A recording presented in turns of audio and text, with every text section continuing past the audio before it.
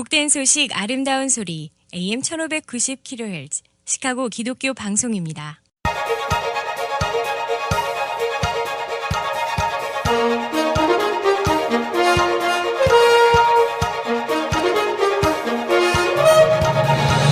김정일 해설위원의 시사 해설. 세상을 넓게 봅니다. 삶의 지평이 넓어집니다.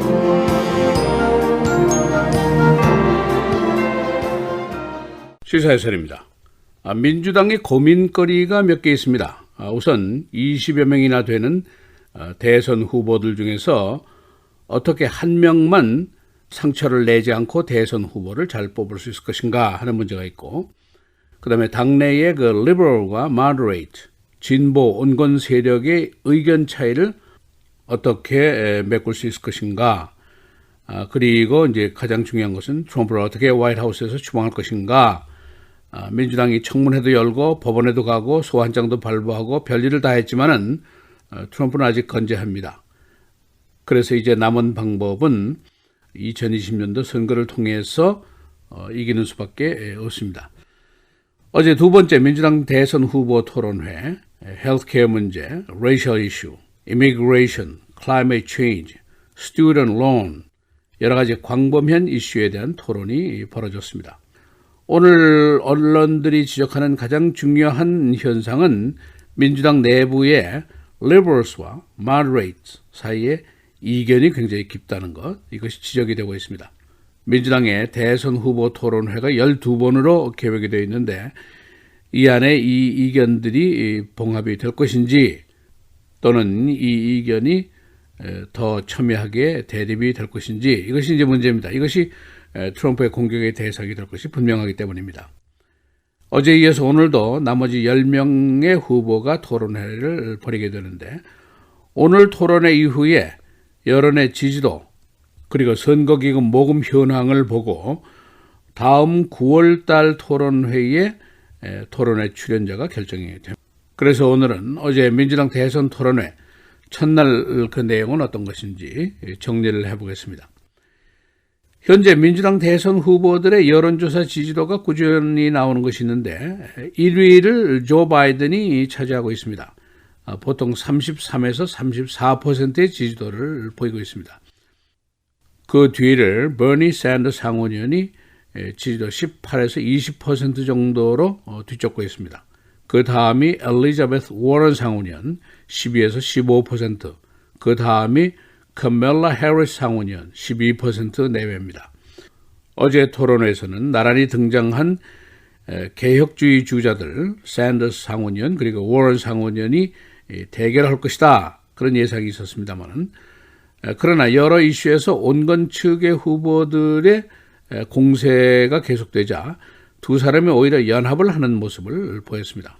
어제 토론회에서 가장 첨예하게 대립을 한 분야가 바로 헬스케어입니다.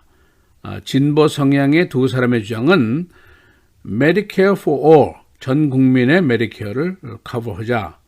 이렇게 하면은 정부가 의료보험을 주관하게 되고 사기업 보험회사를 없애버리는 것이 좋다, 그런 의견입니다. 그리고 그 돈은 고소득자의 세금을 인상하고 중산층도 일부 부담을 하는 것이 좋겠다 하는 생각을 하고 있습니다. 그러나 다른 그 moderate, 온건주의 후보들은 이것은 바로 트럼프가 소셜리스트, 우리를 사회주의자라고 공격할 수 있는 좋은 빌미를 제공하는 것이다. 그리고 중산층의 부담은 온당하지 않다. 또 세 번째, 왜 사기업 보험을 가지고 있는 국민들에게 그 시민들의 선택을 빼앗겠다는 것이냐, 그런 의미에서 반대를 하고 있습니다. 그러나 진보 측 의원들은 민주당은 항상 빅 아이디어를 가지고 있었다. 소셜 시큐리티, 메디케어, 메디케이드, 이것이 다 민주당의 작품이라는 것이죠. 그래서 수백억씩 이익을 보고 있는 보험회사, 제약회사, 라비스트, 로이어, 이 사람들의 경비를 줄이면은 얼마든지 전 국민의 메디케어 커버가 가능하다, 그런 반론을 제기하고 있습니다. 온건 측에서는 이것은 현실적이지 못하다 하는 주장을 하고 있고, 민주적 사회주의, democratic socialism이라는 용어 자체가 자본주의로 성립된 미국에서는 먹히지 않을 것이다 하는 우려를 보이고 있고, 그리고 이것은 실현 불가능한 약속으로 간주가 될 것이다. 그런 의미에서 반대를 하고 있습니다. 그리고 이민 문제, 진보 측에서는 불법 이민자를 형사법 처벌을 하지 않는 것이 좋겠다 하는 얘기입니다. 그들이 2,000마일을 가족과 함께 걸어왔다는 사실은 이들이 범죄자가 아니라는 것을 입증하고도 남는다. 이들은 난민과 망명자로 대우를 해야 되고 이산가족을 만든다든가 어린이를 구금하는 것은 절대로 불가하다. 그런 의견입니다. 그러나 일부 온건 측에서는 일단 국경을 침범했다는 것은 위법이고 이들은 위법자로 처리를 해야 한다라는 주장을 펴고 있습니다. 어제 두 번째 민주당 대선 토론회의에 총평에서 언론들이 공통적으로 지적하는 사항들을 요약하면 이렇습니다. 첫째, 진보계 샌더스 그리고 워런 상원의원의 발언이 두드러지게 나타났다 하는 지적입니다. 양자는 결국 나중에는 경쟁 관계가 되겠지만 그러나 어제는 연합전선을 펴서 온건계 후보들의 이견과 논쟁을 벌였다 하는 현상을 지적을 하고 있습니다. 그리고 두 번째는 실질적인 이슈의 토론이 강했다 하는 평을 하고 있습니다.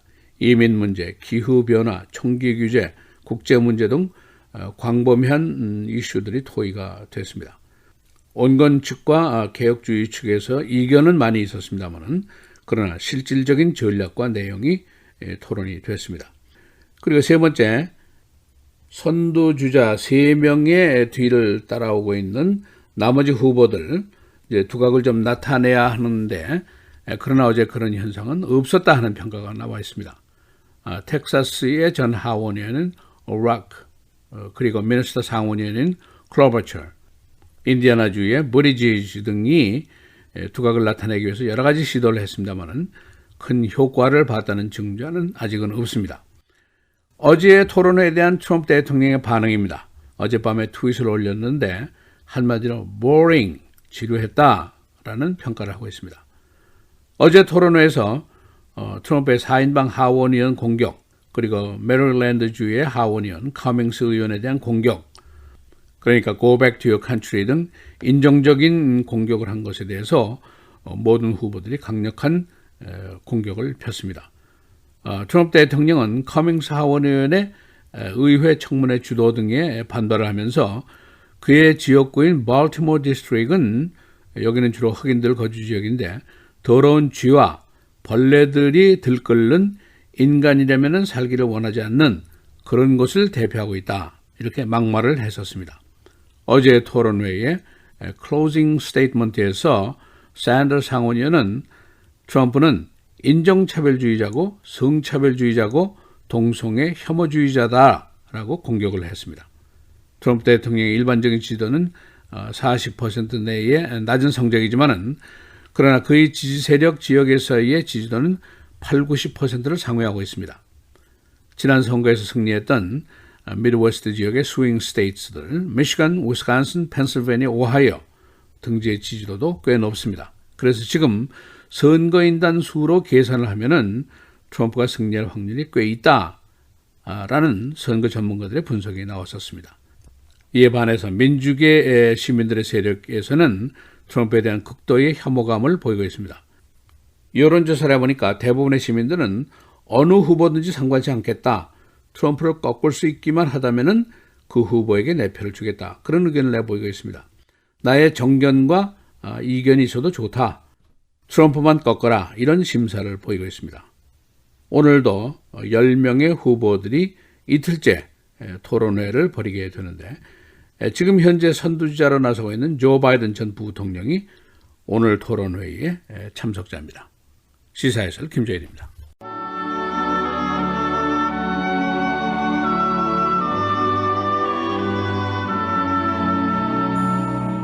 지식 없는 소원은 선하지 못하고 발이 급한 사람은 잘못 가느니라. 사람이 미련함으로 자기 길을 굽게 하고 마음으로 여호와를 원망하느니라.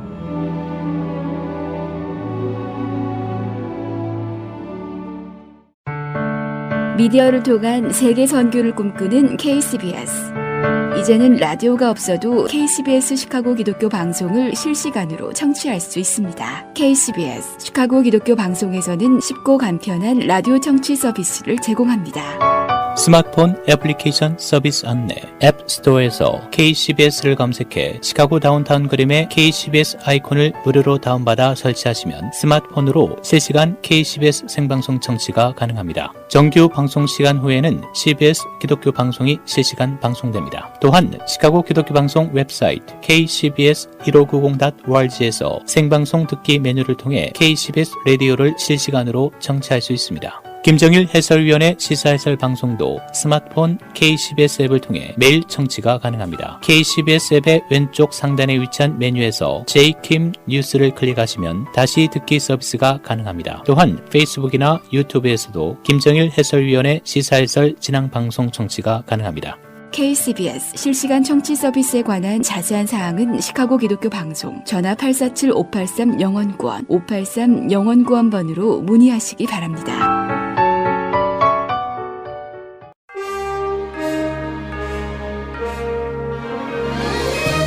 (7월 31일) 수요일 KCBS 헤드라인 오늘의 주요 뉴스입니다. 어제 진행된 민주당 대선 후보 경선 2차 토론에선 국내 논쟁적 이슈인 이민정책 등에 대한 후보들 간 노선 투쟁 양상이 부각됐습니다. 일부 후보들이 중도 노선 채택 필요성을 강조한 반면 진보 성향인 엘리자베스 워런, 버니 샌더스 상원 의원은 진보적 노선을 고수했습니다. 어제 토론에선 친이민 정책을 비롯한 진보적 입장이 2020년 대선에서 민주당을 패배로 이끌 수 있다는 주장이 집중적으로 제기됐습니다. 이 같은 입장은 특히 진보 성향인 워런 의원과 샌더스 의원 입장과 대치됐습니다. 한편 민주당 대선 후보 경선 2차 토론 이틀째인 오늘은 조 바이든 전 부통령과 해리스 상원 의원 등 10명이 토론을 벌입니다. 북한이 한국 시간 오늘 새벽 단거리 탄도미사일 2발을 발사했습니다. 지난 25일 탄도미사일 2발을 발사한 데 이어 일주일도 안 돼 또 미사일을 발사한 겁니다. 한미정보당국은 지난번과 유사한 신형 미사일의 가능성을 염두에 두고 분석 중입니다. 미국 국경관리들이 국경지대에서 부모와 강제격리에 수용한 어린이들이 900명을 넘어섰다고 언론이 보도했습니다. 이는 판사가 가족의 강제 격리를 대폭 줄이도록 명령했던 판례에도 불구하고 계속되고 있다고 미국 시민자유연맹이 어제 샌디에이고의 기자회견에서 밝혔습니다. 지난해 6월 28일부터 올해 6월 29일 사이에 부모와 강제 격리된 911명의 어린이 중 20%는 5살 미만의 유아들이라고 시민단체는 밝혔습니다. 678명의 아이들은 부모가 여러 가지 죄목의 경범죄나 범법 사실로 인해 일시 체포되며 헤어진 경우입니다. 미중 고위급 무역 협상이 오늘 오전 상하이에서 이틀째 논의에 들어갑니다. 거의 3개월 만에 재개한 양국 무역 협상은 어젯밤 워킹디너 방식으로 시작됐습니다. 협상을 앞두고 중국이 미국산 대두와 돼지고기 등 농산물을 대량으로 수입하기 시작하면서 중국 측이 요구한 통신장비 업체 화웨이 기술에 대한 제재 완화에 미국이 응할지가 초점이 되고 있습니다. 미국은 지식재산권 보호 등을 위한 법률 개정과 합의 이행 강제 방안을 요구하고 중국은 추가 관세 전면 철폐 등을 압박하고 있습니다. 경찰은 어린이 총기 오발 치사 사건을 재수사하고 있습니다. 사망한 어린이의 부모는 아이가 장전된 총기를 갖고 놀다가 오발로 사망했다고 진술했었습니다. 그러나 경찰은 현장에서 총기를 발견하지 못했고 후에 이 총기를 거라지에 있는 연장통 안에서 찾았습니다. 경찰은 사망자 아버지를 어린이 위험 방치죄로 체포했었습니다. 배우 저시 스몰렛의 변호사는 오늘 특별검사 수사 판결에 대한 이의를 제기할 예정입니다. 변호인 측은 이 사건의 특검 수사 판결이 판사의 편향된 생각 때문이라고 주장하면서 다른 판사의 판결을 요구하게 됩니다. 스몰렛은 허위 진술 혐의로 입건돼 있습니다. 공중에서 충돌한 2명의 스카이다이버가 어제 오타와 팍스 리버 부근에 추락했습니다. 이들은 항공기에서 점프한 직후에 공중에서 충돌했는데 한 명은 정상적으로 낙하산을 펴고 착지했으나 다른 한 명은 의식을 잃어 비상 착륙을 하면서 중상을 입었습니다. 날씨입니다. 오늘은 맑고 쾌청한 날씨 보이겠고 아침 저녁으로는 선선하겠습니다. 오늘 최고 76도, 최저 58도. 목요일인 내일과 주말은 계속해서 맑은 날씨 이어지겠고 기온은 차차 오르겠습니다. 목요일 최고 80도, 최저 60도, 금요일 최고 82도, 최저 62도, 토요일 최고 85도, 최저 65도입니다.